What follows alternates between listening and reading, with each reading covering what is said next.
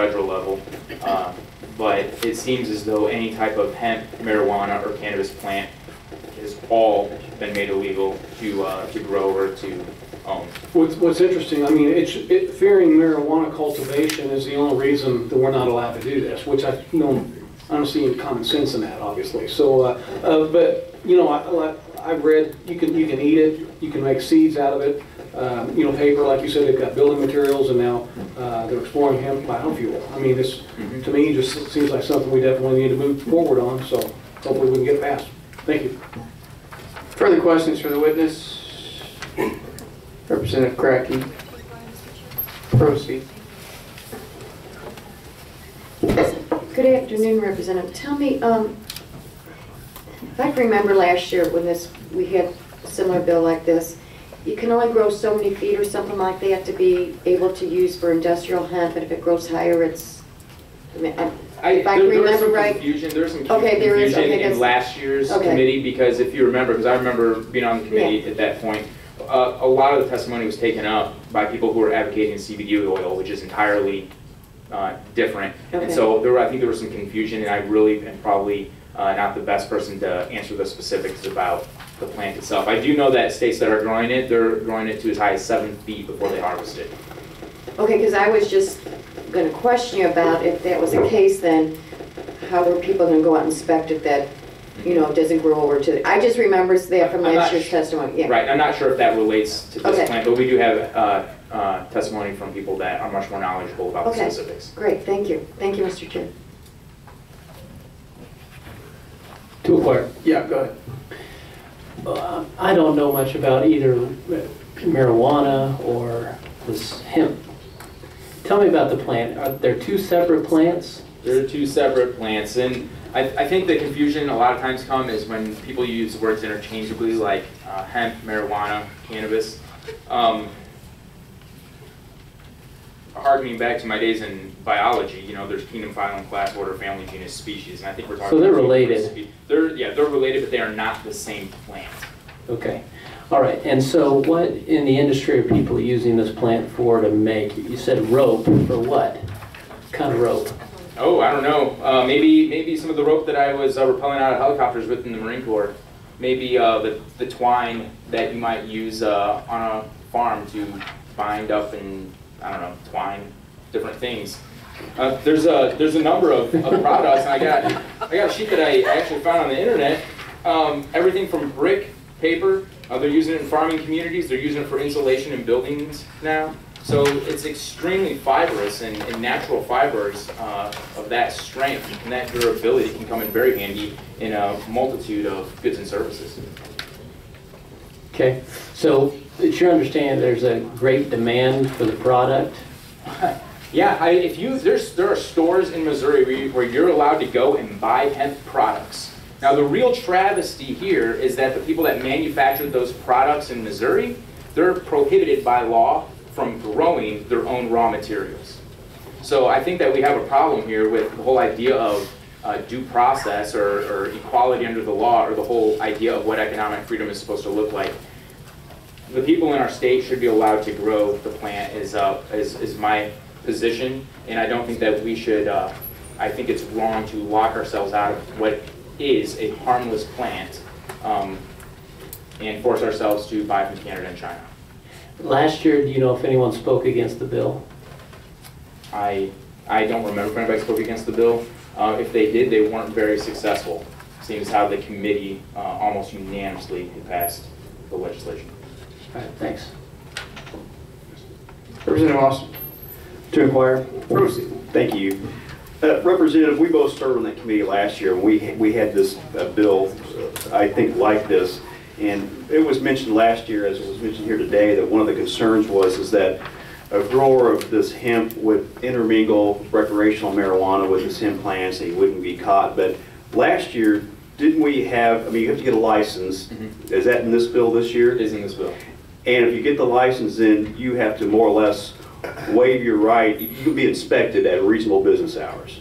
You will be inspected at reasonable business hours multiple times and allow the Department of Agriculture to audit your field and measure the THC of the crops. And if there's suspicions that there's recreational marijuana being grown in there, they don't have to get a warrant, they can just inspect it because that's what you've done with your license, more or less waive the requirement of a warrant. That, I believe you're right on that. Yeah, because if you're getting a license from the Department of Agriculture, they have jurisdiction to come out and audit your crops. Right. So if they find recreational use type marijuana at that point, that becomes a criminal matter. Right. So, I mean, and they don't have to have a suspicion that there's recreational marijuana, they can inspect it. Yeah, they can inspect. The law allows them to inspect. Right, right. And that's in this bill too, like it was last year? Yes. Great, thank you, Representative. Representative Hanson, To inquire, proceed. you mentioned, Representative, that it's two separate plants. I was on the committee last year too, maybe I didn't hear it right last year. Hemp grows to a certain height, a certain maturity, and then if it's not harvested in and goes past that, then it become a marijuana plant? I don't believe so. Like I said, there was a lot of confusion last year because the hearing got turned into a CBD oil hearing for the most part. But we do have a technical expert that can address some of those issues. Thank you.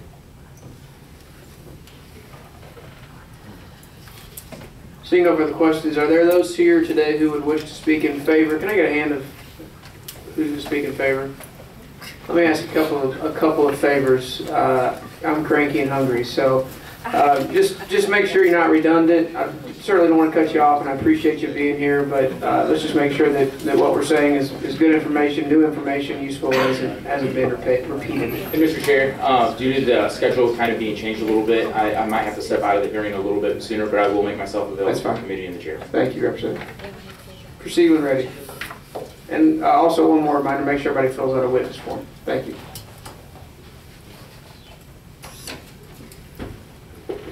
Hello, everyone. Thank you for hearing this bill today. Thank you, Representative Kurtman, for introducing it, and thank you, Representative Brown, for hearing it in the committee. This is an incredible opportunity for Missouri, and I really hope that we can become part of it.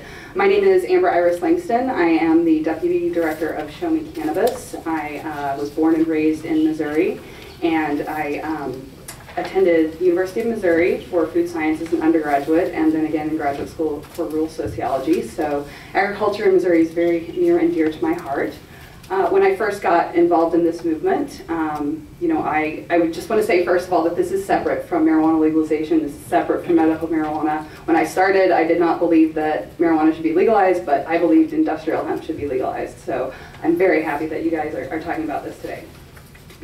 So I wanted to address you on behalf of a woman who cannot be here today, and I'll try and be brief and then hopefully be able to answer some of your questions that Representative Kurtman was a bit uncertain about. Andrea Herman was born and raised in Joplin, Missouri, and currently resides in Manitoba, Canada. She's a tax-paying land and homeowner in Missouri, and in short, she is an internationally recognized industrial hemp expert with over 15 years of professional experience, regulation, field processing, product development to finished marketable product. And she's also the president of the Hemp Industries Association in Canada, and so she is a very intelligent person. She really wanted me to call her in to this hearing. I told her that I didn't think we'd be able to do that, but if you have questions, we can get them to Andrea. Particularly with this bill, she had a couple of issues that she wanted me to address on her behalf.